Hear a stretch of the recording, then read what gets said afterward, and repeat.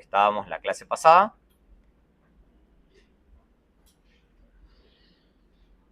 Entonces, no, desde el principio no. Perdón. Ahí desde donde nos quedamos. Vamos a volver a empezar.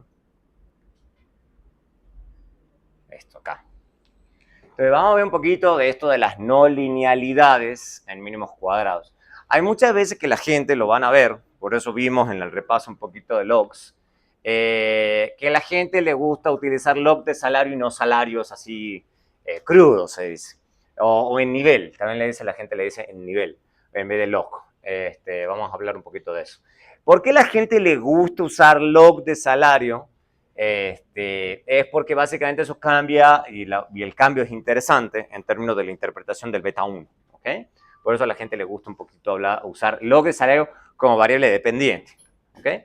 Por ejemplo, log, el clásico, es regresar al log, en el log de salarios en años de educación. Entonces, básicamente la gente siempre corre esto, ¿ok? Es lo más usual.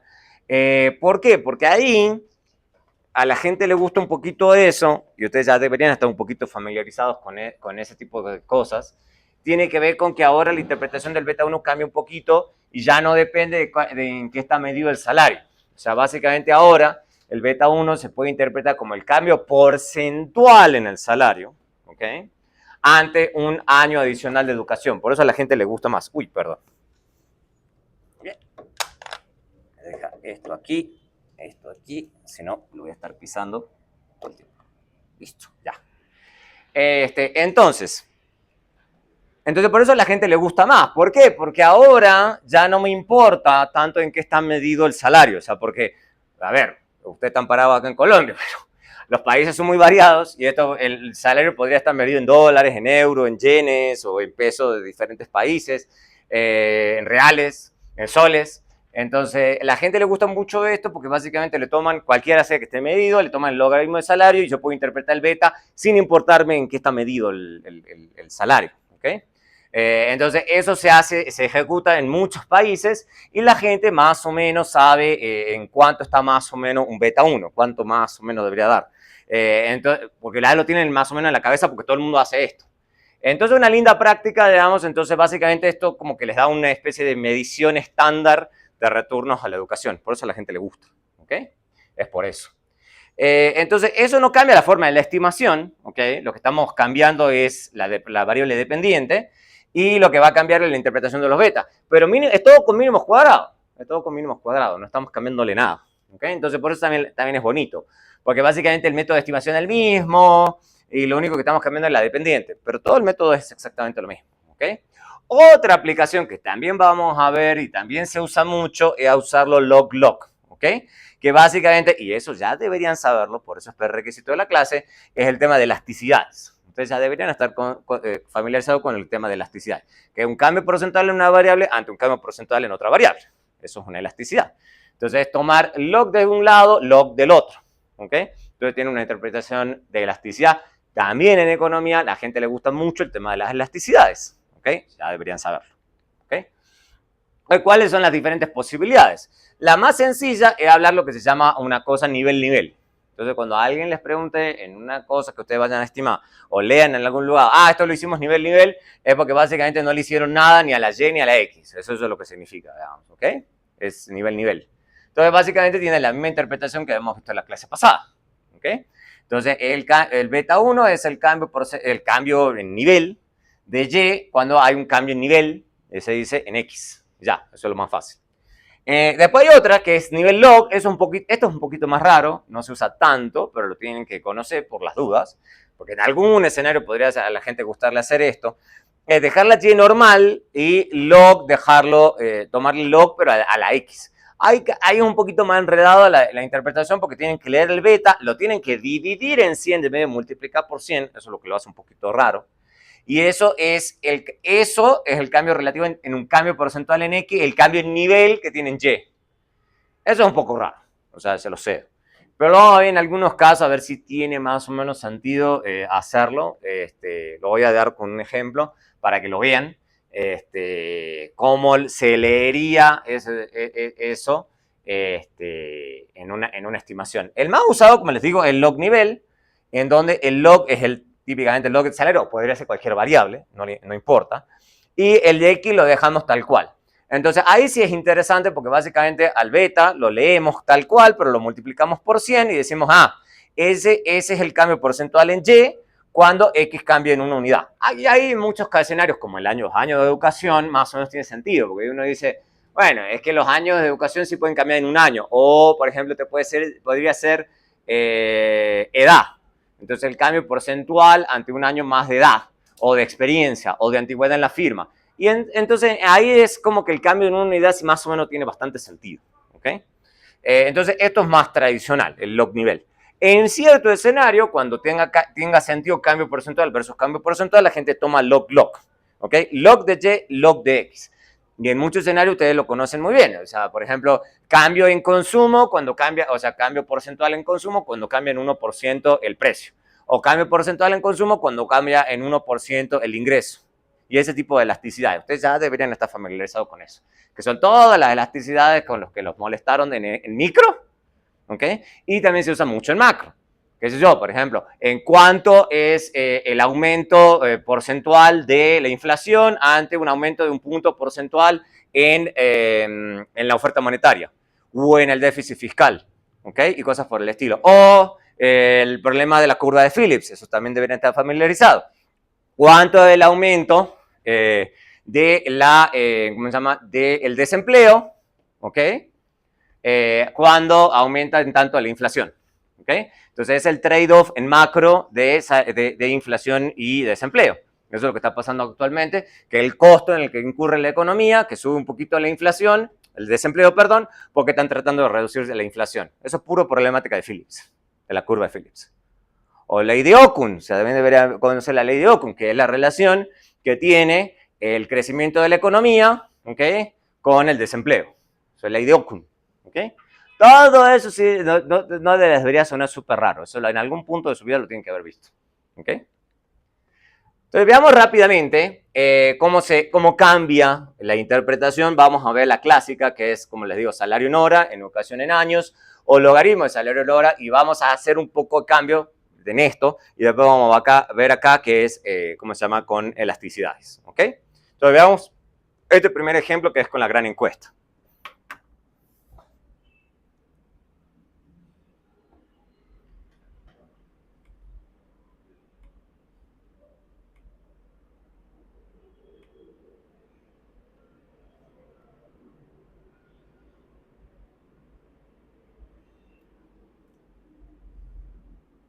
Bien, entonces veamos la primera. Esto ya lo vimos en la clase pasada, entonces sí deberían ser posibles de leerlo sin mucho problema. Entonces, de todo eso que vamos a querer interpretar, habíamos dicho este numerito que está aquí. ¿Qué significa ese número? Eso sí ya lo deberían ser capaces de interpretar. ¿Cómo se lee ese número? Ese que está acá. Eso lo vimos en la clase pasada, o sea, no lo vimos hace un montón. O sea, ¿cómo se lee ese número? Es el beta 1, sí. Pero ¿cómo interpretamos el número?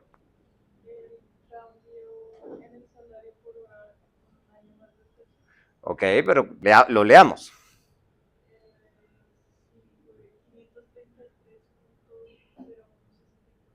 ¿Pero eso qué significa entonces? ¿Qué nos está diciendo la estimación? Ok, pero hay que tener cuidado con las palabras. O sea, lo que significa eso es que va en promedio en esta regresión, o sea, en esta muestra, que ceteris paribus, uno le quiere poner, en promedio, el salario por hora aumenta en ese monto, ante un año más de educación.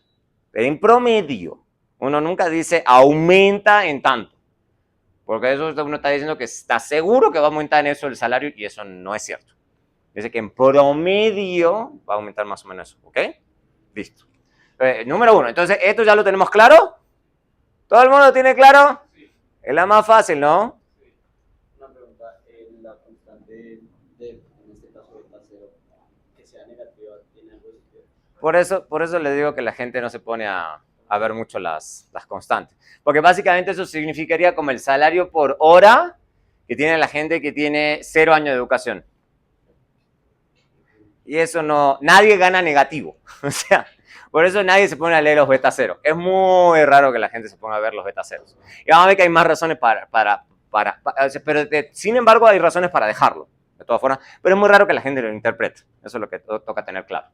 Ahora bien, pero volvamos al beta 1. ¿Lo tienen claro? ¿Vamos bien? Ok. Entonces ahora nos pasamos al siguiente. O sea, ahora, esto me da .0994881. ¿Ok? Dado lo que acabo de explicar, ¿cómo interpretamos eso? A ver, ¿cómo interpretamos ese número ahora? Promedio del aumento del salario por hora en cuanto a un año más de educación. Pero esto, ¿cómo lo leemos? Eso sí es cierto, pero esto, ¿cómo lo leemos ahora? Porque no es lo mismo. Pues básicamente no sería que en promedio el salario por hora aumenta un 0.099 y con un 0.099 con un año más de educación. ¿0.99 qué? Por ciento, no me sé. Hay que multiplicarlo. Lo más fácil es multiplicarlo por 100. ¿Ok? Entonces lo multiplicamos por 100, que es lo que acabo de decir. Entonces, ¿cuánto aumenta porcentualmente en promedio? Pues 9.95. ¿Ok? Por ciento. ¿Ok? Entonces, ya estamos hablando, fíjense, que iniciamos hablando de pesos y ahora pasamos a porcentaje. Entonces, ese cambio sí es bien importante. ¿Ok? Bien importante. Hablar de ese cambio. Obviamente podemos cambiar esto, si quisiéramos, porque nada nos impide que, por ejemplo, generemos el log de año de educación. Es muy raro hacer esto, pero solo lo efectúo el ejemplo.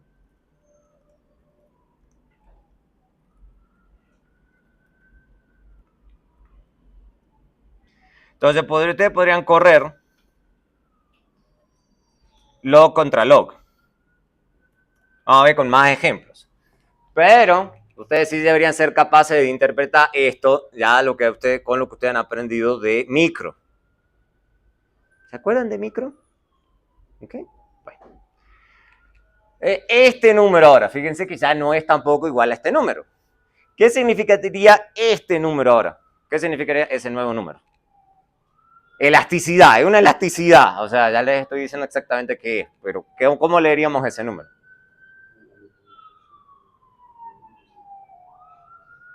O sea, no se acuerdan de micro. A ver, aquí. ¿Cómo leeríamos ese nuevo número?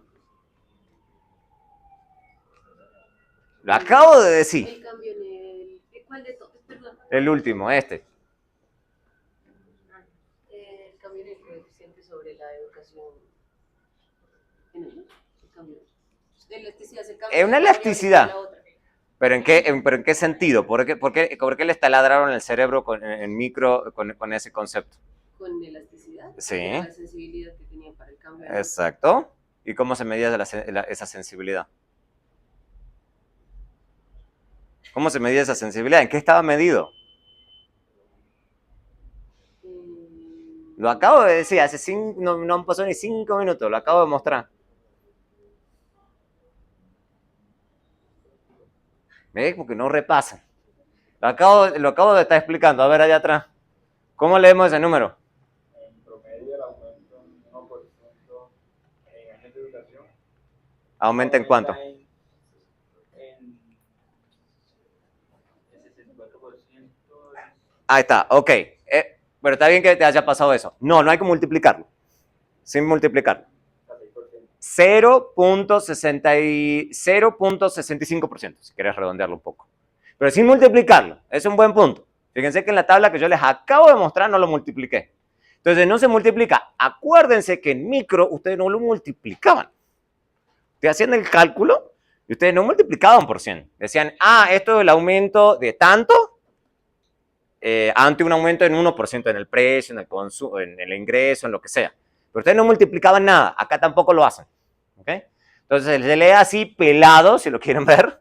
Se lee pelado. Entonces, este es el aumento porcentual en el salario, o sea, que lo leen directo, 0,65%, así. sin multiplicar, ante un aumento en 1% en año de educación. Sí, que es raro pensar en porcentaje de año de educación, sí es raro. O sea, ya vamos a ir con otro ejemplo que es más intuitivo. ¿Ok? Veamos el último ejemplo que sea el más raro. Es decir, el más raro. ¿Ok? Ese sería el más raro. Ahora hemos visto entonces nivel, log, log. Esto es nivel, log. ¿Ok? Son las 4 posibilidades.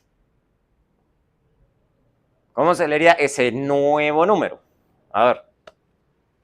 Sería que el cambio en Y es beta 1 sobre 100 el porcentaje del cambio en X. ¿Ok? Dado el número que tenemos acá, ¿qué significa eso? El salario por hora cambia un 3.301 con el cambio en porcentaje de años de educación. Pero ahí te faltó algo. ¿Qué es lo que acabamos de decir en esa tabla que hay que hacer con este numerito? Se divide en 100, lo acabamos de decir. Entonces, ese número que hay que hacerle. Entonces, no hablamos de 3.301, hablamos de qué.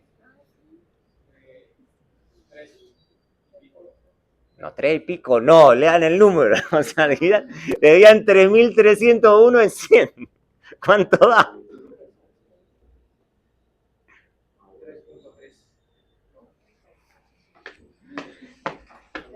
¿Dónde está la coma? Lo divido en 10, corro la coma acá.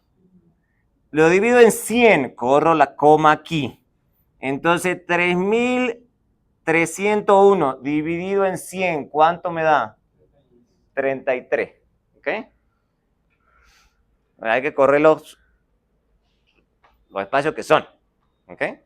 Esos son los errorcitos que después en los exámenes les cuesta. Dicen, ay, no, profe, pero yo quería dividir.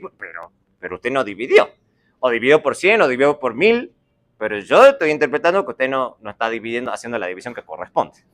Y eso cuesta después en el examen. ¿Ok? Entonces es 33. ¿Ok? Dicho eso, 33, lo redondemos a 33 para que sea fácil. Dicho ese 33, ¿qué significa ahora el 33? El salario por hora cambia un 33.01 con años de educación. Pero 33.01, ¿qué? No, es pesos. Ante 1% en año de educación. Por eso le digo que esta es la interpretación más rara. ¿Ok? Esta es la interpretación más rara. Se lo cedo. ¿Ok? Pero puede pasar que en algún paper o a alguien le pueda interesar, digamos, esa interpretación. ¿Ok? Veamos otro ejemplo que es más intuitivo. Veamos, por ejemplo, este de salarios. Estos son salarios de CEOs. ¿Quién sabe qué significa CEO? ¿Qué es CEO? ¿Cómo? Chief Compliance Officer. Exacto. Okay. ¿Eso quiénes son los CEOs? Los que corren toda la operación. Exacto. Son como los jefes de la firma. Esos son los CEOs. Entonces siempre hay un tema, digamos, de qué determina el salario de un CEO. De hecho, actualmente, digamos, yo sé que Elon Musk está metido en un lío porque le dicen que no, a él le está pagando demasiado para lo que hace. ¿Okay? Entonces, veamos una cosa simple. Entonces, supongamos que este es el salario de un CEO versus las ventas que tiene una empresa. Algo bien sencillo. ¿Okay? Así como está planteado, ¿qué tipo de regresión es esa? No sería una nivel a nivel. Nivel, porque no están en logs. ¿Ok? Entonces, una nivel. Sabiendo que eso es una nivel, ¿cómo leemos eso? Y estos, solamente para que sepan, esto es salario en dólares. ¿Ok? En dólares. Y estos son ventas también en dólares. Todo es en dólares. Creo que son miles de dólares, de hecho.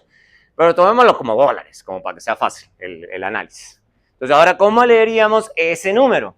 Volvemos de nuevo a lo mismo. ¿Cómo leeríamos ese número? Y es una nivel, ya lo acabamos de decir. Entonces, ¿cómo leeríamos ese número? Sería el cambio del salario en 1%. Una unidad. Porque nivel. ¿Y ese número entonces cómo se lee? Ya que el cambio de esa unidad representa el 0,1%. No. ¿Cómo leemos ese número? Vamos. El cambio de una unidad en las ventas Exacto, porque eso es la variable. ¿Ok? cambia aproximadamente, no sé, 15, Dato es nivel. Lo tomemos que está en dólares, o supone que está en miles de dólares, no da igual. O sea, pero es una unidad en salarios, así sea que esté medio en millones de venta y demás, no me da igual. Pero ¿cómo le diríamos entonces esto es una nivel? eso sería dólares, ¿no? Pero ¿Qué tiene? 0.015 Dólares. dólares. ¿Ok? Entonces, no asustarse porque aparezca como medio raro, porque puede ser que está en millones, que eso lo vimos en la clase pasada también. Pueden ser $10,000, pueden ser millones de dólares. ¿Ok? No saben si, ustedes tampoco tienen que por eso fijarse en la unidad de medida, digamos. Si es una de esas, esto es al mes, al año, al día, o sea no sé. ¿Ok? Sí. Profe, nosotros cómo sabemos si digamos solamente, o sea, no sé, digamos en ventas cada 10, cada 100, porque pues eso puede pasar, ¿no? Que la regresión muestre, digamos, cuando aumenta. Es fácil. O sea, se fijan las unidades de medida de salario, 6. Entonces, esto está medido entonces en salarios de 1990 en miles. Y esto está medido en millones. Entonces, esto es un delta de 1 acá arriba, es vender $1 millón más de dólares en el año, creo. Bueno, no sé, no dice la frecuencia. Supongamos que esto es en un año. O sea, vender millones de dólares de la firma. ¿Ok? En un año. Entonces, siempre hay que fijarse en qué está medido. Entonces, esto está medido en millones y esto está medido en miles. Pero por eso les dije, para hacerlo simple, supongan que está todo en dólares, digamos, ¿ok? Entonces, no se asusten si esto aparece como 0 punto algo, digamos, o sea, es el punto, digamos, o sea, no. Puede ser que tenga sentido que sea 0 punto algo, ¿ok? Ahora bien, esto está en log y esto está en log, ¿ok? Y fíjense que lo bonito de ponerlo en log, y ya se dan cuenta todo el enredo que tuvieron que hacer recién para la interpretación. Bueno, pero es que está medido en día, en año, en dólares, en miles, en millones, o sea, es un enredo, o sea, es rápido, se dieron cuenta. En cambio, si está en log y en log, ¿cómo leen esto? ¿Cómo leen esto? Esto sí lo tienen que saber leer rápido. Básicamente sería que aumenta, ¿qué? El salario aumenta un 0,25% a medida que aumenta un año, ¿qué? ¿No? A medida que aumenta una venta, básicamente una serie de ventas. En las ventas sí, ok, pero que está en logs, entonces, ¿qué? Sí, a medida que aumenta un 1% de ventas, aumenta Ok. un 0,25% de Ok. salario. Todo en promedio. Promedio, ceteris paribus, etcétera, etcétera. Esa parte no se la olvide. ¿Ok? Pero es log, ¿ok? Y si uno no se multiplica, es 0,25 acá. ¿Ok? 0,26 de hecho. 0,26. 0,26%. Sin multiplicar. No digan 25% porque eso le baja la nota. ¿Ok? Porque lo están multiplicando por 100 y les estoy diciendo acá hoy que no se multiplica por 100. Se interpreta así solito. Porque es una log. Diferente a una nivel log. O una log nivel. Entonces tienen que estar prestando atención a las variables. ¿Ok? Tienen que estar prestando atención.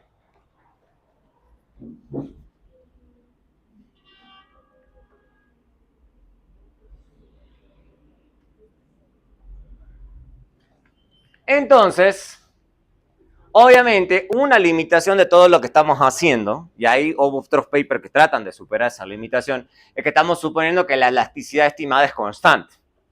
Y ustedes habrán visto en macro, en micro, que en muchos casos uno quiere estudiar cosas en donde la elasticidad va fluctuando, ¿ok? ¿Se acuerdan? La demanda lineal y decían, bueno, en esta parte de la demanda es inelástica, en esto es unitaria, en esto es inelástico. Si les suena raro lo que les estoy diciendo, les toca repasar, pero ya, ¿ok? Micro y macro, ¿ok? Entonces, otra cosa que sí la vimos en el repaso, pero la voy a volver a mencionar acá, No es lo mismo 1% que un punto porcentual. Esto es un error muy común en las noticias y en los periodistas. Los periodistas enredan mucho las cosas. Si hablamos, por ejemplo, de una tasa de desempleo que va del 4 al 5, por ejemplo, hay un incremento de un punto porcentual, pero un incremento del 25%. ¿Lo ven a eso o no lo ven?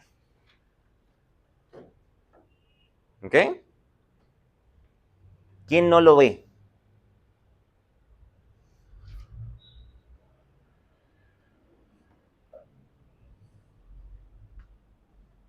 ¿Lo ven?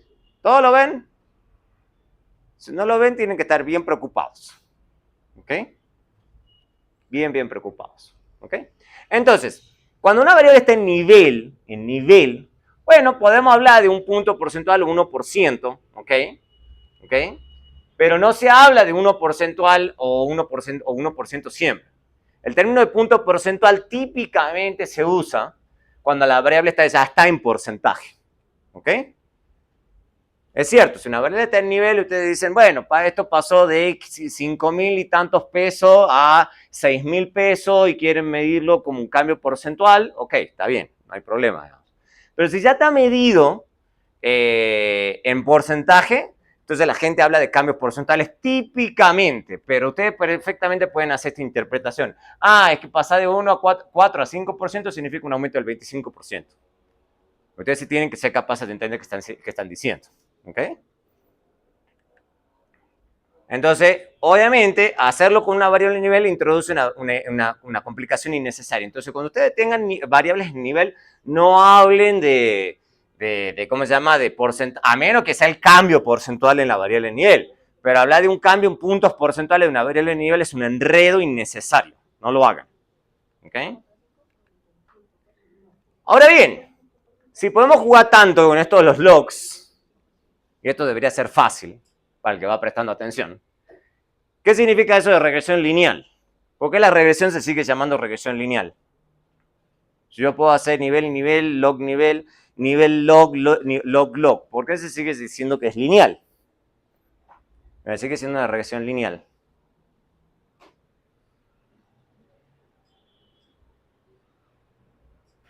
Porque se puede expresar como una ecuación lineal. Es decir, Esa es la idea, porque sigue siendo una función lineal. ¿Ok? Lo único que ha cambiado es que estamos cambiando la variable dependiente o independiente. Pero en ningún caso deja de ser una función lineal. Por eso es lineal. ¿Okay? Entonces, porque es lineal se dicen parámetros. Eso es lo que nos importa. En parámetros. Los parámetros, o sea, beta 0 sigue siendo la ordenada al origen, beta 1 sigue siendo la pendiente. Lo que cambia es obviamente la interpretación. Lo acabamos de ver con varios ejemplos. Con cosas teóricas, con cosas prácticas. Entonces, cambia la interpretación. Pero la estimación de los parámetros dijimos que era la misma. Y el modelo sigue siendo lineal. Estamos cambiando las variables nada más. Entonces, las variables siguen siendo estas. La forma sigue siendo esta. Lo que estamos cambiando es esto o esto, pero sigue siendo lineal en parámetros. Sigue siendo una función lineal. ¿Okay?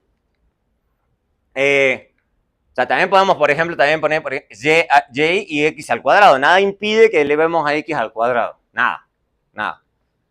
O x dividido en 2. No pasa nada. ¿Ok? Sí. En ese caso se puede elevar al cuadrado el hecho de que son datos, ¿no? Pero si, digamos, se llegara a elevar toda la expresión de beta 1 con el x elevado al cuadrado, ahí se cambia. Ah, claro. Si ya estamos elevando todo esto al cuadrado, sí, ahí ya es otra expresión. Sí, eso es lo que les quería mostrar. O sea, por ejemplo, entonces ahora también ustedes pueden poner 1 dividido en y, 1 dividido en x. No pasa nada. ¿Ok? En tanto y cuanto no tomemos la función por fuera, está bien, ese punto es cierto. Digamos. Tenemos que mantener la linealidad en parámetros. En todos los casos tenemos que mantener la linealidad en parámetros. Porque ahí es donde mínimos cuadrados funciona bien. Hay otros, entonces cambia la interpretación de los beta, porque, por ejemplo, en lo que acabo de decirle, de x al cuadrado, en este caso, si yo quiero ver el cambio en y, ya va a ser la derivada parcial, suponiendo que u es constante, o sea, ceteris paribus, entonces ya me baja 2 beta 1, entonces ahí ya la interpretación se enreda. ¿Okay?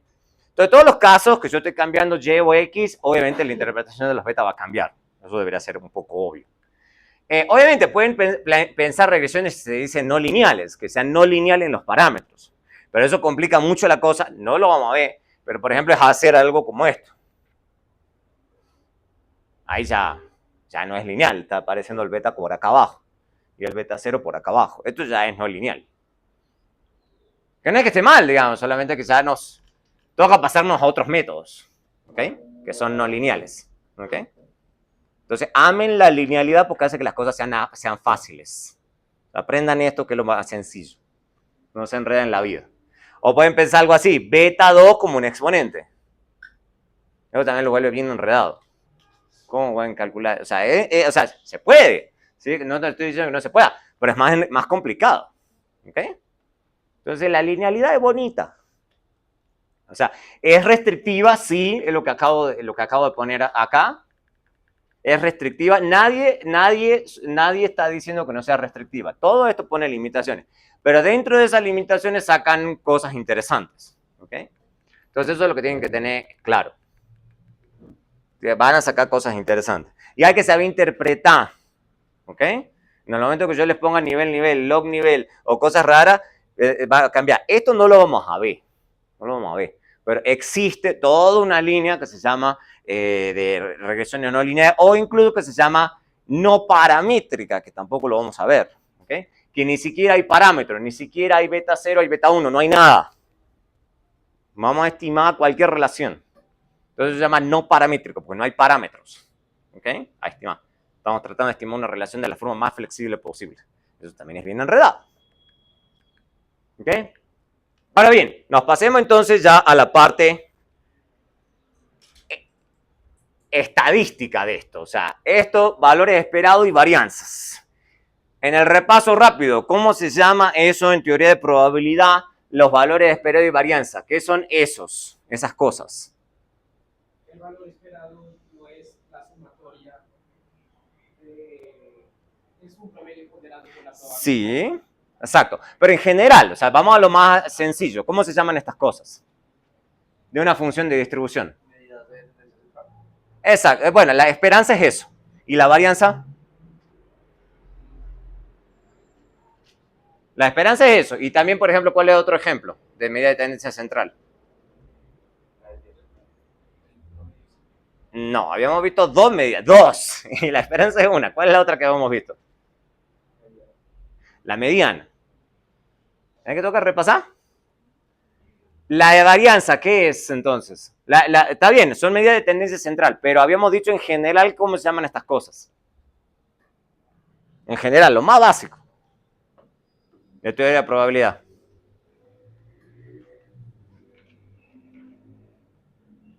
¿Ves que no repasan? Se llaman momentos. Momentos. Valor esperado el primer momento y la varianza es el segundo momento. Y hay tercer momento, cuarto momento, quinto momento, que no repasan. Entonces, ¿qué es lo que estamos queriendo estudiar acá? Son los momentos de los estimadores. El estimador mínimo cuadrado ordinario.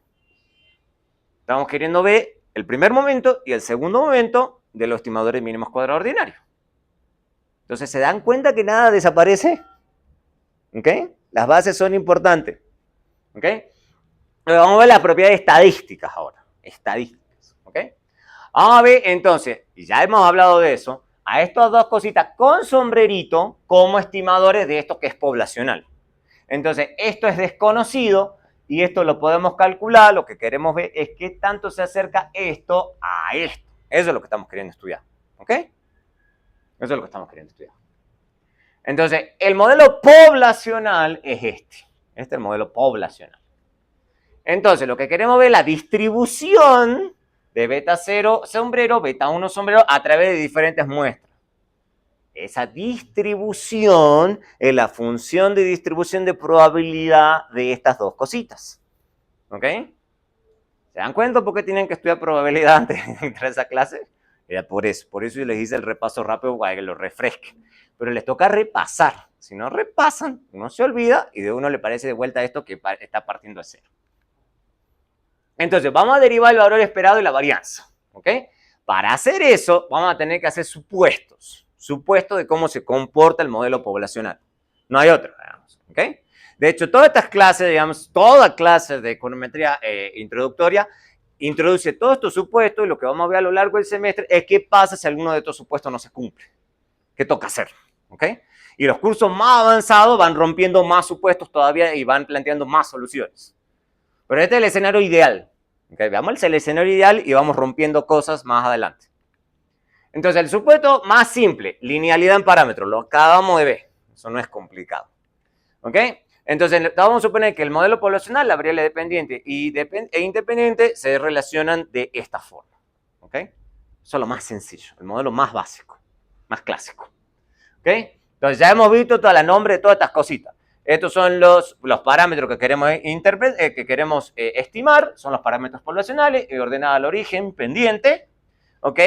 Son las variables, lo vamos a ver como variables aleatorias, a y, x y u. Y lo que te queremos estimar es estas dos cositas, que son los parámetros, dados los valores observados de estas variables. ¿Ok? Bueno, 1 debería estar ahí, 1 lo vemos nunca. Lo que vemos es y y x. Entonces, eso ya no lo voy a borrar porque 1 lo vemos nunca. Eso sí es un errorcito.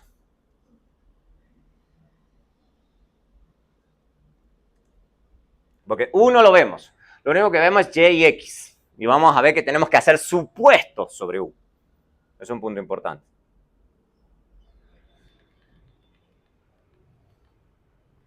¿Qué es lo que les digo? Podría ser no lineal, si uno quisiera. Estamos haciendo lo más simple. Vamos a ver el otro sencillo, que es una muestra aleatoria. Habíamos hablado en las primeras clases de esto. Hablar de una muestra aleatoria, tenemos datos, básicamente de x y y suponemos que es una muestra aleatoria. ¿Ok? Eso típicamente en cortes transversales es cierto. Ya en el instante que ustedes se pasan a series o a panel, ya eso hay que romperlo. ¿Ok? Entonces, esta es la más sencilla. Entonces, aprendan estas cosas que son las más sencillas. ¿Ok? Porque después, si no, se asustan cuando tienen que pasarse a series o panel. Una forma de muestra aleatoria dentro del modelo poblacional es esta. ¿Ok? O sea, estamos suponiendo que la muestra aleatoria se comporta así. Y pueden ser cualquier cosa. Es una idea general. Pueden ser individuos, firmas, ciudades, países, o sea, la unidad que a ustedes se les ocurra en la cabeza. Puede ser cualquier cosa. El término de error, y la idea de nuevo, es los factores no observables que afectan a Y. O que no observamos. No confunde el término de error con los residuos. La gente típicamente cuando empieza con esta cosa, esto es de la muestra, ¿ok? Y esto es poblacional. ¿Ok? O sea, obviamente tenemos que hacer ciertos supuestos para ver cómo, sobre U, para ver cómo esta cosita más o menos se quiere aproximar a U, pero no es U, sin sombrero. Entonces siempre el sombrerito es importante. Entonces ustedes me ponen el examen, cuando no me ponen el sombrerito, yo le bajo nota, porque no es lo mismo con sombrerito que sin sombrerito. ¿Ok?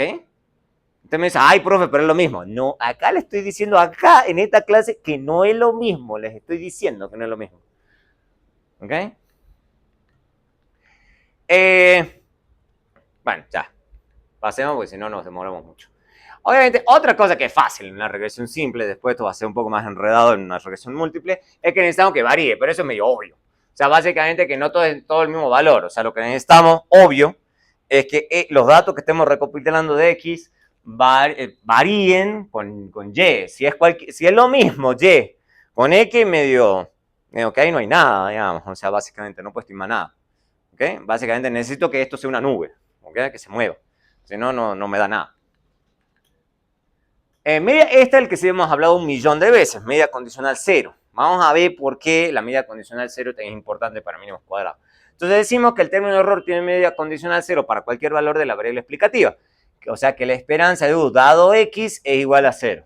¿Ok? Ya hemos visto cierta importancia, ahora vamos a seguir insistiendo sobre por qué eso es importante y por qué es el más complicado. O sea, todos los cursos avanzados de econometría tratan de atender el hecho de que esto puede no ser cierto. ¿Ok? En este curso no lo vamos a ver, porque es muy complicado. ¿Ok? Encejamiento en mínimos cuadrados ordinarios. Bajo esos 4 supuestos de regresión simple, los estimadores mínimos cuadrados se dice que son insesgados. ¿Ok? Insesgados. Okay, básicamente que la esperanza de beta 0 sombrero, condicional a X, es igual a beta, y que la esperanza de beta 1 sombrero, dado X, es beta 1. En esta clase vamos a ver la demostración de esto. ¿Ok? Le dejo para la casa y o potencial examen, por probar el primero, es más fácil. ¿Ok? Las propiedades de expectativas condicionales, lo repasemos rápido porque ya lo hemos visto en el repaso. Si z es una función de x, entonces la esperanza de z es la función de x, dada dos constantes a y b y dos funciones arbitrarias. Entonces tomamos la esperanza y la esperanza condicional, eso es la parte importante, pasa a través de funciones de x. Ya deberían saber eso. Todo esto ya lo deberían saber. Es simplemente repasar. Vamos a demostrar entonces esto. Vamos a demostrar esto. Y vamos a todas las propiedades para demostrar esto que hemos visto y repasado hasta hoy. Tenemos el estimador de mínimos cuadrado ordinario. Entonces, esto ya se lo tienen que saber de memoria en este punto. Ya lo tienen que saber derivar y lo tienen que saber escribir y se lo tienen que saber de memoria la fórmula. No es una forma súper enredada. No le estoy poniendo la función de distribución normal, o sea, les podría pedir cosas bien enredadas. Esto es re fácil, son puras sumatorias. ¿Ok? Entonces, dado eso, ustedes pueden reescribir esto de esta forma. Ya deberían saber por qué. ¿Ok?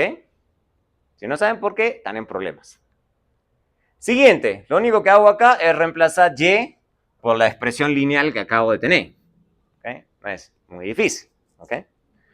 Ahora bien, hecho eso, ahora lo que hago es distribuir básicamente este producto por este producto. ¿Ok? Y lo que hago es aplicar la distribución de la sumatoria, que yo sé que la sumatoria es distributiva en funciones lineales, sumatorias o restas, sumas o restas. Entonces tengo esta expresión que está acá, esto que está aquí y esto que está aquí. ¿A qué va a ser igual el primer término? Eso sí lo deberían ver ya. No es tan difícil. Y sí lo vimos.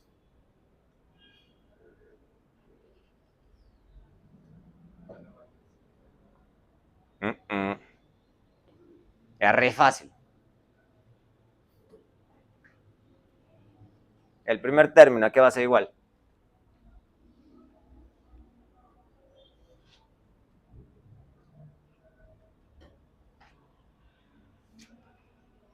¿Se dan cuenta que no están estudiando? Eso me da la pauta. No están estudiando nada. Y el viernes de la semana que viene el examen. Y no pueden ver eso. Y eso es lo más fácil. Eso es cero. ¿Por qué es cero?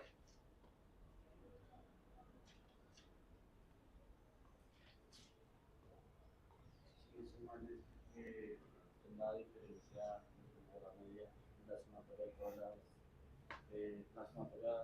las variables que están en esta. Es cero.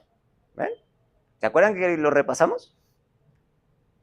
No me pueden decir que no lo vimos. Básicamente esto es una constante, sale, porque es una constante, y esto es la sumatoria de las desviaciones respecto a la media. La suma de las desviaciones respecto a la media siempre es cero. Ya deberían saberlo. Y lo probamos. ¿Ok? Eso por qué no repasan. Entonces, esto es cero. Y esto acá también lo puedo sacar para acá afuera. Y me va a quedar la x acá. Y vamos a seguir trabajando algebraicamente. ¿Ok? Entonces, esto que está acá es cero. Cero. Y no me vengan el día de mañana, ay, profe, pero ¿cómo voy a saber qué es cero? Ya deberían saber qué es cero. Lo vimos y lo repasamos. Acá voy a tener esta expresión. Esta es la única que lo voy a dejar tal cual.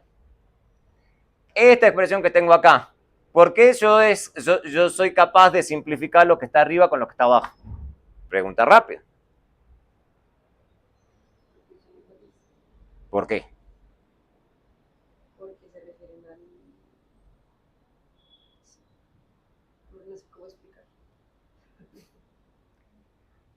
Porque yo puedo reescribir esto y deberían ser capaces de verlo. Si no lo ven es porque están en problemas. Yo puedo reexpresar esto igual a lo que está abajo. Lo vimos y les dije en la casa, háganlo en la casa y no lo hicieron, evidentemente. Se puede reescribir esto que está arriba de esta forma. Es lo mismo. Tienen que ser capaces de verlo. ¿Ok? O sea, esto es lo mismo que escribirlo de abajo. Es exactamente la misma cosa. Y lo repasamos al principio de esta clase. ¿Se acuerdan el repaso de álgebra, de sumatorias, probabilidad y todas esas cosas? Sí lo vimos. Todo esto ya lo vimos. Entonces, esto se cancela con esto. Entonces me va a quedar solamente el beta y lo único, muchacho, que me va a molestar es este que está acá. Entonces me va a quedar esto. ¿Por qué? Entonces fíjense que ya estoy bastante cerca de beta 1 sombrero y beta 1. Estoy bastante cerca. Lo que me molesta es esta cosa que está acá. Ok. Entonces vamos a ver cómo lidiamos con eso. Esa es la única parte que es ya difícil. Todo hasta ese punto debería ser re fácil para ustedes. Pero recontra fácil, debería ser re obvio. ¿Ok? Esta es la parte realmente más complicada. Que es tomar ya la esperanza de beta 1 sombrero. Ahí, acá es el punto donde ya toman la esperanza.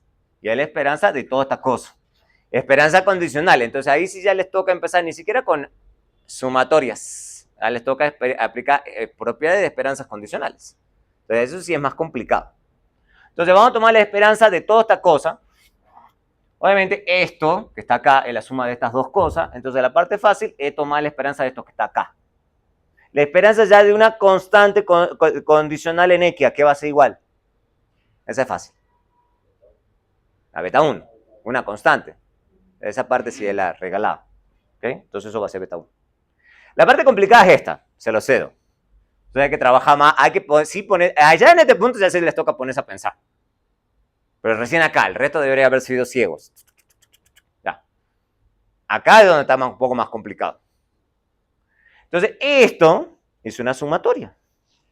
Y está condicional en X.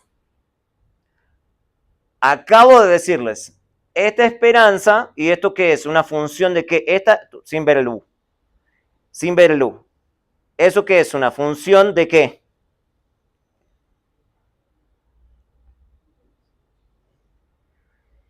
Esta cosa que está acá. Esa función de qué es.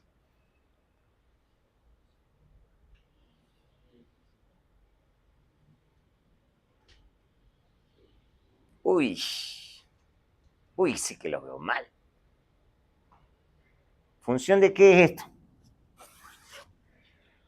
Recuerden que habíamos visto y repasado sumatorias, cálculo y demás, y habíamos visto pensar en términos de funciones. ¿Función de qué es eso?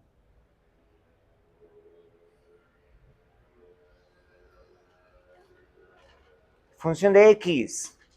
¿Dónde ve? ¿Qué es esto que está acá? ¿Qué es esto que está acá? ¿Qué es esto que está acá? ¿Qué es esto que está acá? X. Está ahí. Y estamos condicionando en X, que acabamos de decir de las funciones, de las esperanzas condicionales en una función, condicional en X, y una función que es de X. ¿Qué va a pasar?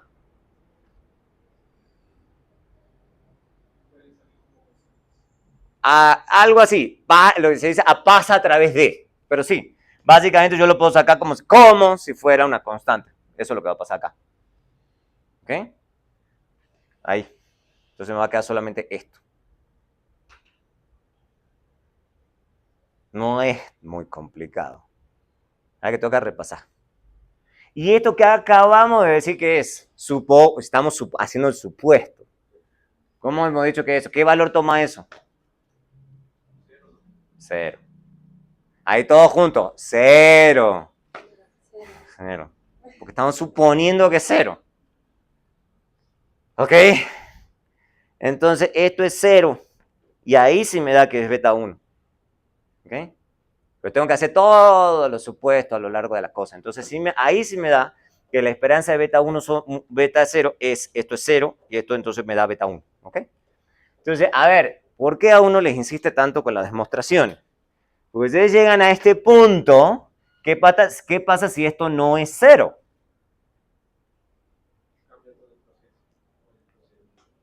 Pero ¿qué es lo que va a pasar básicamente?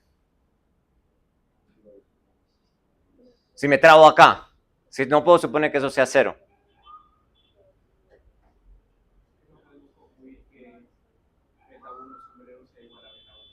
La esperanza de, ojo, ¿no? O sea, no podemos garantizar que es insesgado.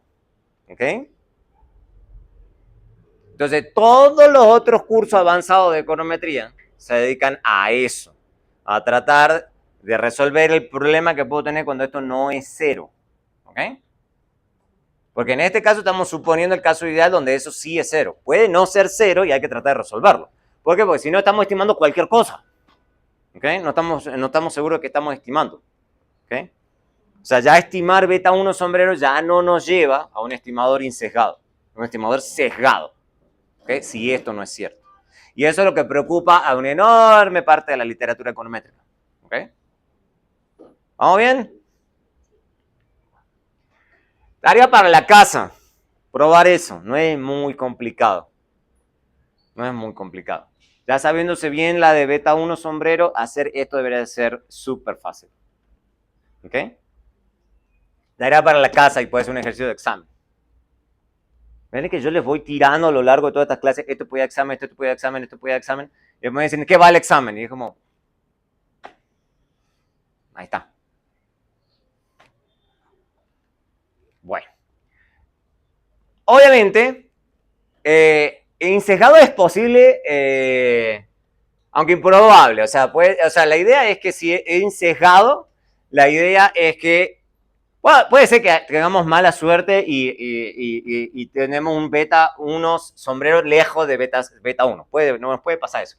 La idea de insesgado es que la probabilidad de que nos pase eso es baja, porque la idea es que la función de densidad está bastante, o sea, el tema de insesgamiento es que está muy concentrada alrededor de beta 1, ¿ok? Porque beta 1, la esperanza de beta 1 es igual a esto, ¿ok?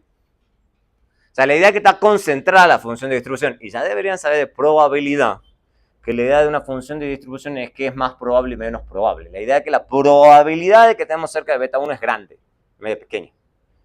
Puede pasar que justo en la estimación que sacamos, justo en la muestra que sacamos, estemos por acá, está bien. O sea, podemos tener pero hay que tener muy mala suerte para que a uno le pase eso. La idea es que en general no, que en general estamos por acá. Puede ser que de aquí, aquí, aquí, aquí, o sea, la idea es que es más probable que estemos acá a que estemos aquí. Esa es la idea de un estimador insesgado. ¿Okay? Obviamente, lo que le acabo de decir, especialmente el de la esperanza de U condicional X, todo lo que le acabo de decir, todo eso no es cierto si alguno de los supuestos que acabo de mencionar es falso. Por eso toda la econometría se dedica, no toda, pero todos estos cursos se dedican a tratar de ver qué pasa si alguna de esas cosas no es cierta. Pues si alguna de esas cosas no es cierta, entonces toca tratar de ver cómo resolverlo. ¿Okay? Obviamente, esto es lo que a la gente más le preocupa. Que X esté correlacionado con U. Si X está correlacionado con U, entonces la esperanza de U condicional en X ya no es 0. Por eso a la gente le preocupa eso. ¿Okay? Esto es siempre una preocupación. Y esto es la gente... ¿Y cuál es el gran problema? Que nunca vemos U. ¿Okay? Y recuerden que en U puede ir cualquier cosa. ¿Ok? Entonces, no les sorprenda que en un seminario que ustedes vayan a ver, o que ustedes presenten un trabajo a alguien y le digan, bueno, pero se olvidó usted de tal cosa. Se están queriendo decir eso. Usted se olvidó de tal cosa, esa cosa que usted se olvidó puede estar correlacionada con X, y si eso es cierto, entonces usted ya está obteniendo estimaciones sesgadas. Esa es la preocupación permanente. Eso es con lo que la gente más molesta. ¿Ok? Y hay veces que no hay otra solución, ¿no? Hay veces que uno le dice, sí, es probable que esté sesgado. Y algunas veces como... Porque hay veces que hay limitaciones en los datos, en la metodología o en cosas que hay veces que no hay forma de resolver o que decir, bueno, hay una posibilidad de que esto sea sesgado, lamentablemente. Hay veces que no hay otra. ¿Ok? Porque básicamente es cualquier cosa que afecta a Y, cualquier cosa. Entonces la idea es que podemos tener un problema de correlación espuria, o sea, encontrar una relación entre Y y X que en realidad es debido a otra cosa, ¿ok? Que hace que yo esté estimando que alguna correlación, pero en realidad esa correlación no tenga nada que ver. ¿Okay? Entonces eso preocupa todo el santo tiempo. ¿Okay? Por ejemplo, crimen y policías, ese es un ejemplo claro. Supongan que ustedes dicen, bueno, yo quiero ver el efecto de, y eso es preocupación de economía del crimen. Es decir, bueno, yo quiero ver si asignando más policía a ciertos lugares reduzco el crimen. Es un problema de política pública importante. ¿Y por qué puede que yo, cuando haga la estimación, vea que hay una correlación positiva? Supongamos que lo tenemos crudo, así, o sea, número de policías, número de crímenes. Facilito, digamos, para que sea sencillo el ejemplo. ¿Qué es lo más probable si hacen ese cálculo? Supongan que tienen datos a nivel de ciudad para un año. ciudades de Colombia, de Estados Unidos, donde a ustedes más se les ocurra. ¿Qué es lo que más probable que van a encontrar en unos datos?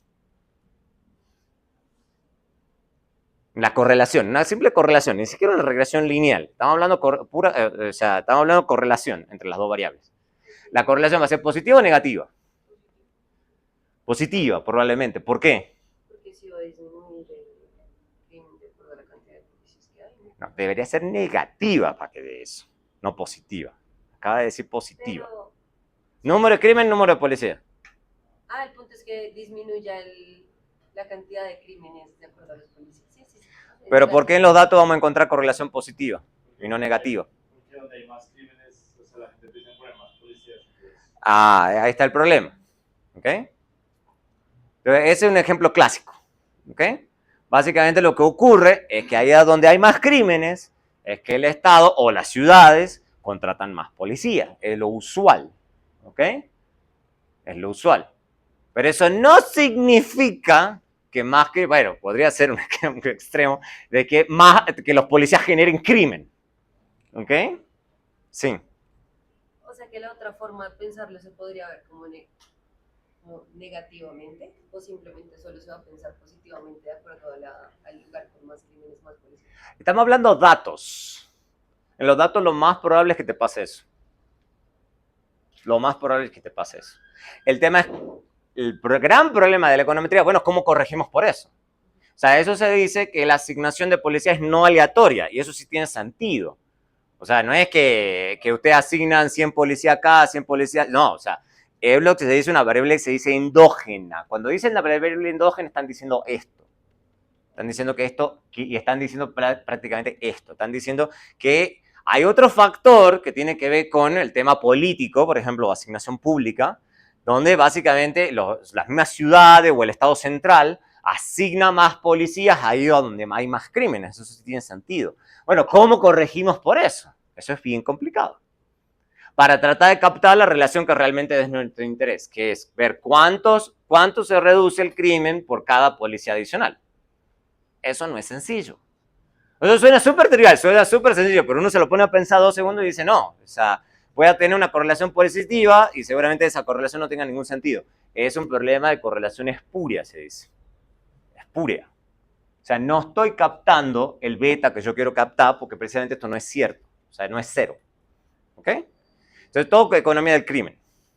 Entonces, ustedes cuando vean, digamos, una cosa súper enredada, que la gente está haciendo una cosa complicadísima y dice, uy, pero ¿por qué se está enredando tanto? Y es porque están tratando de resolver esto. ¿Ok? Porque si fuera por hacer una correlación es fácil, saca una correlación, eso es sencillísimo. Pero sacar una cosa causal es bien complicado. Bien complicado. ¿Ok? Entonces, eso es lo que más, o sea, esto lo acabamos de discutir a este caso, y yo quiero captar el beta. ¿Ok? El problema es que la correlación de policías con U típicamente no es cero. Ese es el gran problema. Ahora vamos a ver la varianza. Estamos re bien, estamos re temprano. Ahora vamos a ver la varianza. ¿Ok? Obviamente, ¿por qué? Porque no nos importa solamente, y ya lo habíamos visto en el repaso, que habíamos dicho que no nos estamos interesados solamente en la esperanza, o sea, de beta 1, del estimador, para que sea sesgado, sino que también nos interesa que la dispersión alrededor de. ¿Por qué? Porque queremos que la varianza sea lo más compacta posible. ¿Ok? ¿Eso cómo lo habíamos llamado? ¿Una varianza pequeña de un estimador? ¿Cómo se llama en probabilidad? ¿Sí lo vieron a eso? Y lo repasamos en esta clase. Estimador eficiente. Hablamos de eficiencia del estimador, ¿ok? Entonces, cuando hablamos de eficiencia, estamos hablando de que sea preciso. Que estemos lo más concentrado alrededor de beta 1. ¿Ok? Eso es un estimador eficiente. ¿Ok? ¿Ok? Entonces, el siguiente supuesto es utilizado en cortes transversales, que es lo que se llama homocedasticidad. Homocedasticidad. Hay otra cosa, vamos a hablar de heterocedasticidad también. Entonces, básicamente lo que vamos a suponer es que el error tiene la misma varianza, cualquiera sea el valor de la variable explicativa x. O sea, básicamente que la varianza de u dado x es siempre sigma cuadrado. ¿Ok? Eso se llama supuesto de homocedasticidad. Homocedasticidad. Significa mismo. Homo es mismo. Misma varianza, básicamente. Homocedasticidad es esto. ¿Ok? Muy sencillo. ¿Ok? El supuesto eso sí es importante, pregunta de examen también, es sobre si esto es relevante para encejamiento. No. Ya debería ser obvio. Porque recién en este punto estamos hablando de eficiencia, pero en la diapositiva anterior no necesitábamos de este supuesto para hablar de encejamiento. Entonces, no importa la homoceasticidad o heteroceasticidad para garantizar encejamiento del estimador. ¿Ok? Hagamos esto simplemente para obtener las varianzas y que la derivación de varianza sea más sencilla y además lleva a resultados de eficiencia. ¿Ok? Van a ver incluso que en el curso más avanzado, no lo vamos a ver en esta clase, que incluso este supuesto incluso hasta es innecesario para cuando ustedes analizan las propiedades asintóticas de los estimadores. Asintoticidad no lo vamos a ver en esta clase, ni vamos a hablar de asintoticidad. Pero sí lo van a ver en los cursos más avanzados. Tomen nota para cuando lo vean en el curso avanzado, sepan de que van a volver a hablar de esto. ¿Ok? Definición de varianza. Sí lo vimos. Definición de varianza. Dijimos que la varianza de U condicional en X se define de esta forma. ¿Ok? Ok. ¿Y esto qué es? Acá ya hemos hecho ese supuesto. Lo estamos acumulando, los supuestos. ¿Esto qué es? Esto que está acá adentro. Sí, pero esto, ¿qué hemos supuesto que es esto? ¿Qué valor toma? 0. ¿Ok? Entonces, básicamente vamos a tener que la varianza de U es igual a la esperanza de U al cuadrado y vamos a decir que esto es sigma cuadrado. O sea, por el supuesto de homoceasticidad. ¿Ok? Ya está todo encadenado. Como esto es cierto, ¿ok?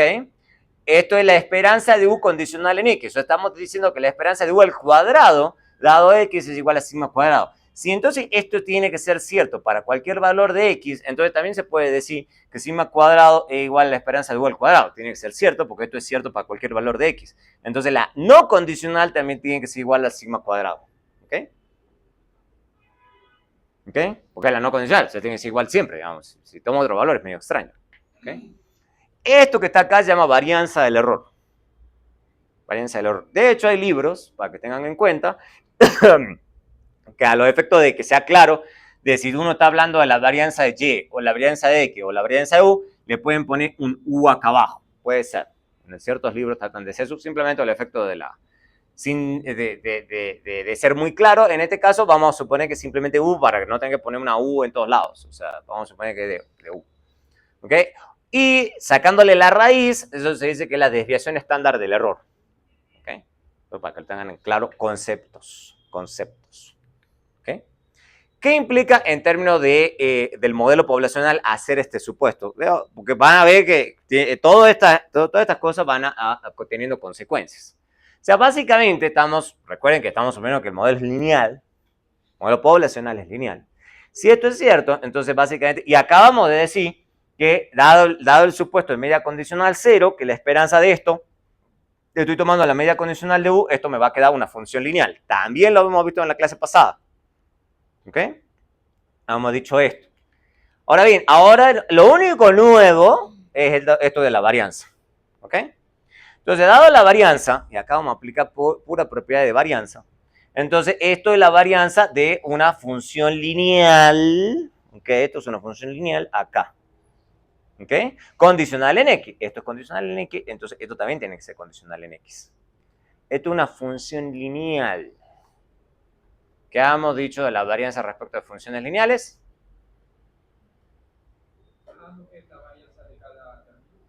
Eso. A ver, que algo van acordándose. Bueno, entonces la varianza de beta 0, la varianza de beta 1 al cuadrado, eso también es propiedad de varianza. ¿Recuerdan que habíamos visto eso también? Se dice, ¿para qué nos molesta el profe con tantas cosas? No, porque está acá, está en todos lados. O sea, no es solamente ganas de molestar mía, o sea, ¿ok? Entonces está esto acá. Y tengo la varianza de U. Esto que está acá, ¿a qué va a ser igual? A 0, ¿eh? Van más a más. ¿Por qué 0? Una constante. La varianza de una constante es 0. ¿Ok? No, me dicen, no, es que esto es re difícil. No, si se pueden hacerlo 2 segundos y aplicar las propiedades, no es tan complicado. Y esto es la varianza de X condicional en X. ¿Ok? Entonces también eso ¿qué va a ser? 0. ¿Ok? Porque es condicional en X. Si no fuera condicional en X es otra historia. Pero estamos suponiendo que es condicional en X, entonces eso es como si fuera una constante, porque estamos poniéndolo en X.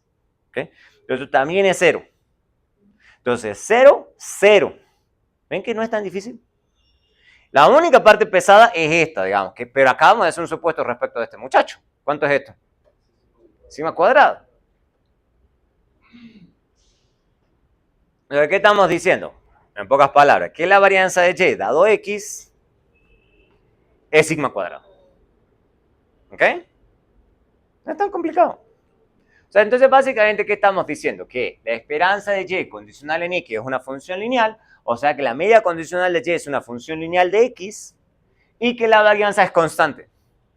¿Ok? Eso es lo que estamos diciendo. O sea, básicamente que es muy bien comportado. O sea, la esperanza de y es lineal y que esto es una constante. Básicamente eso que significa en términos del modelo poblacional que estamos pensando. Lo que estamos diciendo es, que ya lo hemos visto en la clase pasada, que dada la función de y dado x, que es lo que queremos estudiar al final del día, que es la densidad, esto es una función lineal centrada, ¿okay?, alrededor de beta 0 más beta 1x. ¿Okay? Eso es lo que estamos diciendo, que es una función lineal. Pero ahora agregando homoceasticidad, estamos diciendo que esa función de densidad para cada valor de x tiene la misma distribución. O sea que la dispersión, no la misma distribución, sino que la dispersión alrededor de esa esperanza condicional es la misma siempre. ¿Ok? Eso es lo que estamos diciendo. Estamos suponiendo un modelo poblacional bastante bien comportado. ¿Ok? Repito, todos los cursos más avanzados se dedican a romper todas estas cosas. ¿Ok? Nosotros vamos a romper algunas, pero no todas. Por ejemplo, el supuesto de homoceasticidad es fácil de... Si se rompe, es fácil de resolver. ¿Ok? ¿Me van siguiendo? ¿Se va entendiendo lo que estamos haciendo? ¿Ok? Entonces, cuando var de U varía, se dice que eso es heteroceasticidad. Eso sí lo vamos a tratar. ¿Ok? Básicamente vamos a ver que la varianza de U es igual a la varianza de Y. Entonces, básicamente, si la varianza de Y es una función de X, entonces se dice que se tiene heteroceasticidad. Y hay muchos ejemplos donde eso pasa. ¿Ok? Vamos a ver cómo hay, bueno, dónde se puede probar que hay heteroceasticidad y cómo se puede resolver, pero en general no es un problema súper serio. Por ejemplo, hay un ejemplo clásico que es salario de educación. ¿Ok?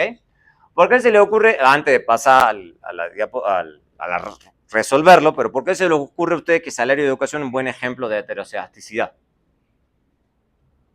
Recuerden que estamos hablando de varianza ya. No estamos hablando de esperanza, que es lo que hemos estudiado hasta acá. Sino varianza. ¿Por qué se les ocurre que salario de educación cuando haga la regresión puede ser heterocedástico?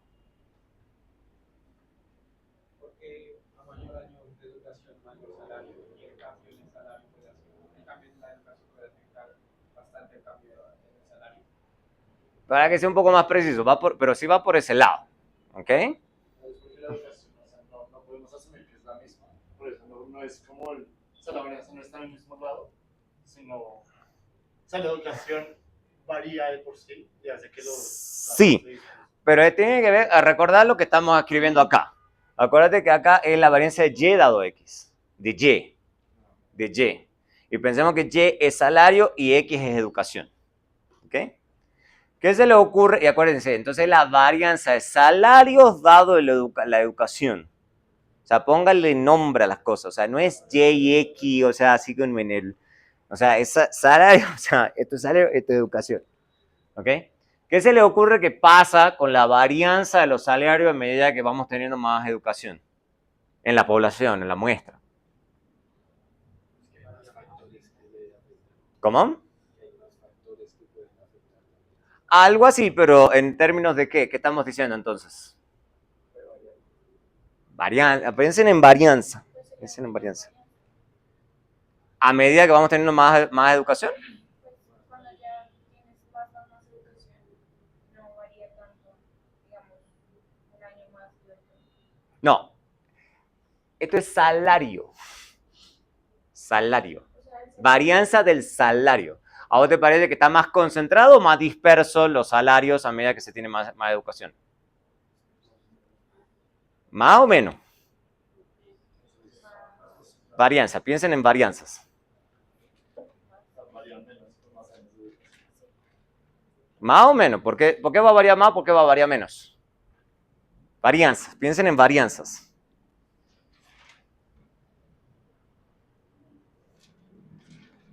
O sea, ¿ustedes qué piensan? ¿Que los salarios varían mucho más con un año de educación o con 20 años de educación? ¿Dónde creen que van a encontrar más dispersión de salarios? 20 años de educación, ¿por qué? Lo importante son los argumentos, ¿ok? ¿Por qué? ¿Por qué creemos que con 20 años de educación, o sea, con más años de educación vamos a tener más dispersión? ¿Por qué pensamos eso? Puede ser eso, sí, ese es un buen punto, podría ser población. Porque entre más años de educación se aleja más de la educación media que tienen las personas. También puede tener que ver con eso. Pero lo más importante que tienen que pensar es que a medida que más años de educación, o sea, en promedio, o sea, lo más probable es que cuando piensen en esperanza, por eso le tienen que dejar de pensar en esperanza, sino en varianza. Lo más probable es que en promedio la gente sí gana más. O sea, eso en promedio generalmente sí ocurre. ¿Qué es lo que ocurre? Que pasa que la gente, cuando más años de educación, las ofertas laborales sí son re variadas, digamos. La gente con un año de educación no se puede terminar en un sector, por ejemplo, que pague muchísimo, o en un sector que no pague tanto, digamos. O sea, en promedio sí ganan más, digamos, pero la dispersión es gigante. En cambio, la gente que tiene poco año de educación, ¿ustedes creen que sus posibilidades laborales son muy variadas o muy restringidas? Muy restringidas. Por eso es que uno piensa, dice, no, o sea, ahí la varianza va a ser mucho menor. ¿Ok? Entonces, ese es un ejemplo clásico. ¿Ok? Entonces, básicamente, ¿qué pensamos? Que a 8 años de educación, la dispersión está súper concentrada, porque básicamente hay poca oferta. Entonces, más o menos esas ofertas deben ofrecer más o menos lo mismo.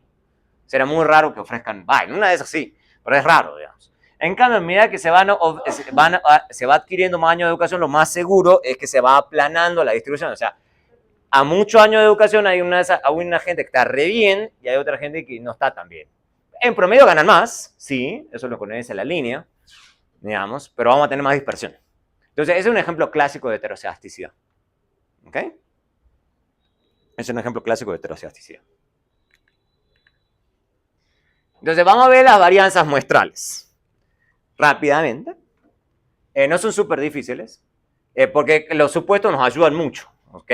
Básicamente se puede demostrar, y vamos a ver una demostración, se le hago para la casa a la otra, vamos a ver esta, no la otra, de que con los 5 primeros supuestos se puede demostrar que esto es cierto. ¿Ok? Que la varianza de beta 1 es sigma cuadrado dividido en esto, y que la varianza de beta 0 sombrero es igual a esto. ¿Ok? Es igual a esto. Se puede demostrar, no es muy complicado. Vamos a probar esto. Esto no es tan difícil. El beta 1, 0 sombrero tampoco es tan complicado. Vamos a partir de esta expresión. No me digan de dónde me saqué la expresión esta, porque la acabo de mostrar, no es tan difícil. ¿Ok? Entonces, partimos de eso y ya partiendo de esto sí aplicamos ya varianza. Y aquí empezamos a aplicar pura propiedad de varianza, que son las que la gente tiene en el congelador ahí, se la olvidaron a todas. Pero esto es pura propiedad de varianza. Esto es una sumatoria, ¿ok? Condicional en X. Volvemos. Entonces, es la varianza de beta 1 condicional en X. ¿Esto a qué va a ser igual? 0. ¿Ven que si se ponen a hacer demostraciones ya le van cazando cómo es la cosa? Es 0. Y esto es la varianza de esta cosa. Volvamos. Esto que está acá, ¿esto qué es? ¿Función de qué? De X, ¿saben? Esto es una función de X y estoy condicionando en X. Entonces eso es como si fuera una constante. Entonces, ¿qué voy a tener que hacer con toda esa expresión? Elevarla al cuadrado. Propiedad de varianzas y varianzas condicionales. ¿Recuerdan que yo les dije varianza y varianzas condicionales? Bueno, ahí está todo. Entonces no digan que yo no les di las herramientas para resolver estas cosas. ¿Ok? Entonces toda esta cosa la tengo que sacar y la tengo que elevar al cuadrado. Esta es una parte. Porque te lo estoy diciendo bien parsimonioso, ven qué buena gente que soy. Que se lo hago por partecita. Entonces, esta otra parte también es de función de qué es? De x. Entonces, esa parte también la tengo que sacar, ¿ok? Y la tengo que sacar al cuadrado. Por eso lo pongo acá. Entonces, esto es varianza de toda esta cosa, lo saco, ¿ok? Y ya me queda adentro la varianza de x, de u de x. ¿Esto qué es? Sigma cuadrado, por el supuesto de homoelasticidad. Está todo conectado, está todo bien, qué bonito se ve. Entonces, esto es una constante y está dentro de una sumatoria. ¿Qué puedo hacer? Entonces, se puede sacar factor común. Eso es matemática de secundaria, digamos, ni siquiera de universidad. Saca factor común. ¿Ok? Entonces saco factor común, entonces me queda todo de este coso. Ok. Pero esto que tengo acá es igual a lo que tengo aquí. Y esto está elevado al cuadrado. Entonces, ¿qué va a pasar? Se cancela. Esto se cancela con toda esta cosa. Entonces eso desaparece. Entonces, les queda esta expresión. ¿Era muy difícil? No era tan complicado. ¿Okay? Entonces yo le pongo demuestre tal cosa. No entren en crisis en un examen. Es simplemente haber repasado. Y la gente, no, profe, no nos tome demostraciones, no. O sea, no es tan difícil. ¿Ok? Entonces, y les dejo para la casa, proba esto. ¿Ok? Tarea para la casa. ¿Ok? No lo saben hacer, no tienen un problema, se trabaron, me avisan, hablan con el monitor, lo vemos. O sea, pero no se queden así como ruido blanco. Ah, no, lo dijo para la casa, entonces no lo hago. O sea, no, háganlo. No es hacer la misma cosa. Recién, exactamente la misma cosa. Y les queda esto. Esto también puede ser un ejercicio de examen. ¿Ok? Ahora bien, estas son las fórmulas estándar de un modelo de regresión simple. ¿Ok? Entonces, obviamente, ¿qué es lo que nos estás diciendo? Que mientras mayor es la varianza del error, esto que tengo acá, mayor es la varianza de esto. ¿Ok? La varianza de esto. ¿Ok? Entonces, a mayor varianza del error, mayor varianza del beta 1 sombrero. Y mientras mayor es la varianza muestral, o sea, que es esto que está acá, deberían saberlo como varianza muestral, ya sus ojos deberían acostumbrarse a eso, que esto que está en el denominador es la varianza muestral de X. Entonces, menor va a ser la varianza de beta 1 sombrero. ¿Ok? Entonces, en general, ¿qué les va a gustar a ustedes? Un X que varíe mucho. Si varía poco, la precisión de sus estimaciones va a ser muy baja. ¿Okay? A mayor tamaño de la muestra, típicamente menor es la varianza de esto. ¿Por qué? Porque a mayor tamaño de muestra, esto típicamente es más grande. ¿Okay? Porque tengo más datos, básicamente. Por eso a la gente le gustan las muestras grandes. Obviamente son un poco inútiles, dado que depende de sigma cuadrado, el cual no conocemos. ¿Okay? Recuerden que acabamos de hacer un montón de supuestos. Pero ¿esto qué tiene? ¿Tiene un sombrero o no tiene un sombrero? No tiene sombrero. ¿Eso qué significa? Que es poblacional. ¿Ok? Que es algo poblacional. No lo tenemos. Entonces lo que nos toca hacer es estimarlo. Estimarlo no es difícil, afortunadamente. Entonces básicamente ya sabíamos, ¿ok? Porque los dijimos recién, hace 2 minutos, de que sigma cuadrado es igual a la esperanza de U al cuadrado. Dado esto, sí. A ver, no, ya. Ok. No, ahí está, lo estoy tapando. ¿Qué se le ocurre, dado esto, que podría ser un buen estimador entonces de esta cosa? Dada esta expresión. Ley de los grandes números. ¿Ves que vimos que la ley de los grandes números y no lo captan? ¿Cuál puede ser un buen estimador de esto? ¿La media muestral de qué? De U cuadrado. Ok. Hay gente que se va como más o menos conectando a las cosas. Ley de los grandes números. Repasen. Vimos ley de los grandes números. ¿Qué es la ley de los grandes números? Les toca repasar, ¿eh? Y si lo vieron, no tienen probabilidad. Entonces diríamos, en teoría, que esto es un buen estimador. En teoría. Pero ¿cuál es el problema de este estimador? También. Ese también tiene otro problema. Pero sí, ese es más obvio. Ni siquiera ley de los grandes números ni nada. ¿Qué es el problema de este estimador? Eso sí lo deberían ver ya en este punto. Y lo hemos repetido 20 veces en esta clase. Ah, eso ahí va, ¿ves? Que no tenemos U. No tenemos U. ¿Cómo vamos a hacer este cálculo si no tenemos U? ¿Okay? Obviamente, no lo tenemos a U. Entonces, es imposible observar U. Entonces, otra posibilidad es querer calcular esto. Que esto no está tan loco. Esto es ya, porque puede decir, bueno, profe, pero de la regresión usted sí tiene los residuos. Entonces, en vez de usar los U, use los residuos y sale, en teoría. Y sale. Y entonces esto es la suma de los residuos al cuadrado dividido en n. Ok. El único problema es que eso, si se puede demostrar, no lo vamos a mostrar para que ustedes vean que no le doy tanta demostración. Se puede demostrar que eso es sesgado. No es demasiado difícil, pero tampoco lo quiero llenar de demostración. En una de esas en el futuro sí les ponga más para que se vayan acostumbrando a esa gimnasia. Se puede demostrar que es sesgado. ¿Okay?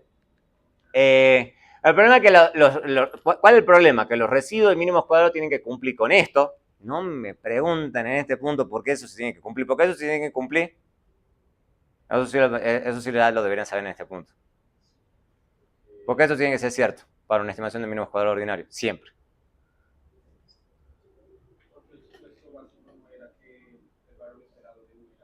No.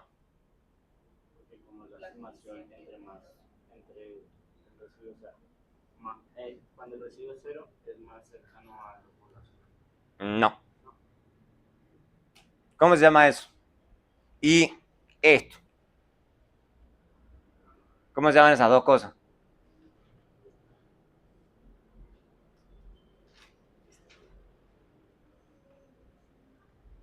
El viernes, la semana que viene, el examen, ¿no? Todo esto es material de examen. Todo. Y esto lo vimos en la clase pasada, o sea, no lo vimos hace un montón. ¿Ok? A ver. Condiciones de primer orden de mínimos cuadrados ordinarios. ¿Ve que hay que repasar? Si se quedan ahí con lo que vieron en la clase y no tocan nada hasta la siguiente, acá mueren. Ya les dije yo de la primera clase que tuve una bola de nieve. Por eso en el examen final va toda la clase, porque está todo conectado. No les puedo tomar el primer corte, el segundo corte independientemente. Va todo junto. Se van dando cuenta por qué.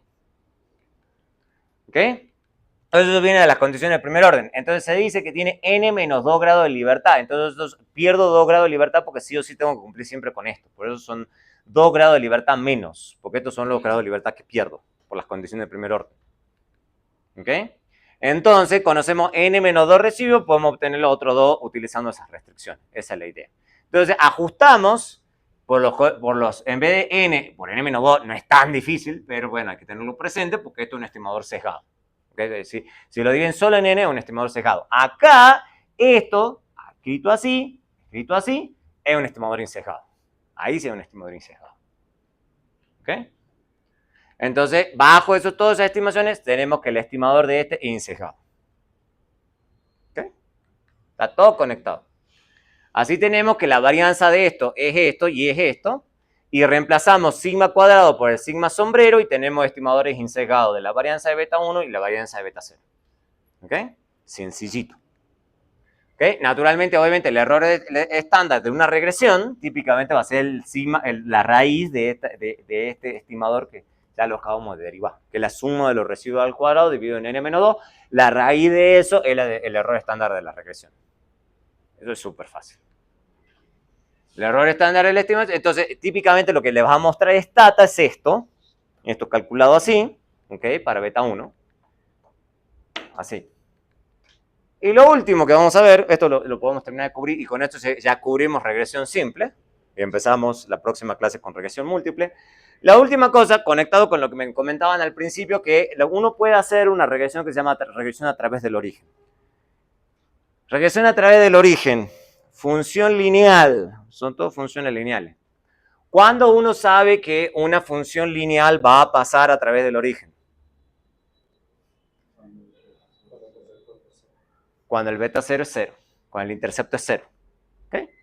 Bien, algo aprendieron ahí de ese cálculo, algo quedó. Bueno, Entonces, lo que compara es que se ve básicamente porque queremos que hay veces que cuando X sea 0, ya sea 0. Porque nos parece que en muchos escenarios eso puede tener sentido. ¿Ok? O sea, por ejemplo, si Y es ahorro, este es un ejemplo clásico, y el ingreso es el ingreso, digamos, X es el ingreso, esperamos que si no hay ingreso no haya ahorro. Eso es medio trivial, digamos. En un modelo matemático de micro uno lo modelaría así, diría, no, esto tiene que ser 0. Entonces, porque queremos que la esperanza sea 0 para ese valor exactamente. Eso rara vez se hace. Casi nunca se hace en econometría. No estamos hablando de un modelo matemático, en micro. Estamos hablando en la econometría. En la econometría rara vez se hace porque genera una serie de problemas complicados. Por ejemplo, entonces esto van a tomar el estimador básicamente que están pensando ustedes es algo como esto. Donde están suponiendo que beta 0 no da lugar, o sea, es 0. ¿Okay? Entonces básicamente están pensando en un estimador como este. Entonces, si ustedes hacen mínimos cuadrados, digamos, o sea, básicamente lo que están planteando ustedes, están diciendo, esto es, entonces, esta es la suma de los residuos de esta nueva regresión, sin ordenada al origen. Y le están restando, entonces ya no están restando menos beta 0 sombrero y beta 1 sombrero. Ahora están restándole beta 1 moñito, si le quieren poner moñito, y están queriendo minimizar esto. ¿Okay? Minimizar esto, esta expresión, que es una nueva. Es una ligeramente diferente. No me digan que les estoy complicando la existencia. Es solamente sacarle el beta 0 sombrero. No me digan que los estoy matando. ¿Ok? Podemos derivar, ¿ok? Y sacar las condiciones del primer orden. Igual que lo hicimos en la clase pasada. Exactamente lo mismo. No es reinventar la rueda. Se derivan respecto de beta 1 sombrero. Beta 1 moño en este caso, no beta 1 sombrero. Beta 1 moño. Y obviamente les va a dar esta expresión. No me digan de dónde sale esa expresión porque ya deberían poderlo ver. ¿Ok? Entonces, si hacemos eso y trabajamos con estas sumatorias, no es muy difícil. Y despejamos, ¿qué vamos a querer despejar? Este muchacho. Esto es lo que queremos despejar. Beta 1 moño. Queremos un estimador para beta 1 moño. ¿Ok? Entonces, esta va a ser la nueva expresión de mínimos cuadrados ordinarios solamente con beta 0 igual a C, exactamente 0. Vamos suponiendo eso. ¿Okay? Entonces, esta va a tener una nueva estimación. No es súper diferente, ¿ok? Al estimador usual, ¿ok? ¿Cuál es la gran diferencia de esto respecto de esto? ¿Cuál es la gran diferencia? ¿Qué es lo que ¿en qué caso sería igual a este?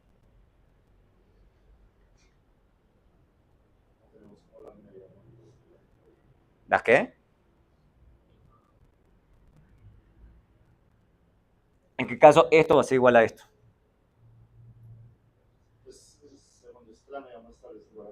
Cuando todas las medias vuestrales de Y y de X sean ceros.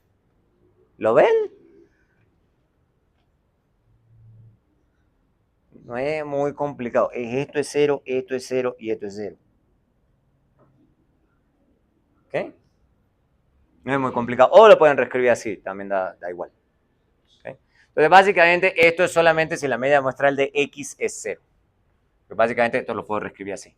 ¿Okay? Obviamente, ¿qué es lo que va a pasar? En la generalidad, no, esto no es 0. Típicamente en los datos no. Puede ser, pero típicamente no va a ser el caso. ¿Okay? ¿Por qué no se usa eso? Porque básicamente estamos suponiendo que esto es 0. Si esto no es 0 por las razones que sea, entonces beta 1 es un estimador sesgado. Sesgado. Y se puede mostrar que es un estimador sesgado de beta 1. ¿Ok? Porque beta 0 no importa, porque beta 0 lo estamos suponiendo que es 0. Pero si no es 0, entonces es sesgado. Eso háganlo. No es muy difícil de demostrar. Les estoy dando el estimador. O sea, tomen el estimador y muestren que es sesgado. Haciendo los mismos métodos que vimos hoy. No es complicado. Otro potencial ejercicio de examen. Entonces no me digan después que no sabían que podía ir al examen. ¿Ok? Todas estas cosas pueden ir al examen. Tanto lo que está en la presentación como lo que no está en la presentación, pero les dije que vayan a hacerlo en la casa. Entonces, todo eso podría ir al examen.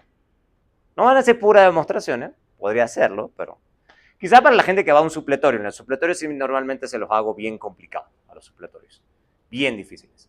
A la gente que sí va al examen el día que es, ese sí le pongo cosas fáciles, le pongo cosas medias, cosas difíciles. El que va al supletorio sí le pongo todo difícil. Le pongo pura demostración. Ya haga. demuestre. ¿Ok? Bueno, llegamos hasta ahí, regresión simple. Entonces acá vamos a terminar con regresión simple. ¿Ok? La próxima clase, este viernes, empezamos con regresión múltiple. ¿Ok?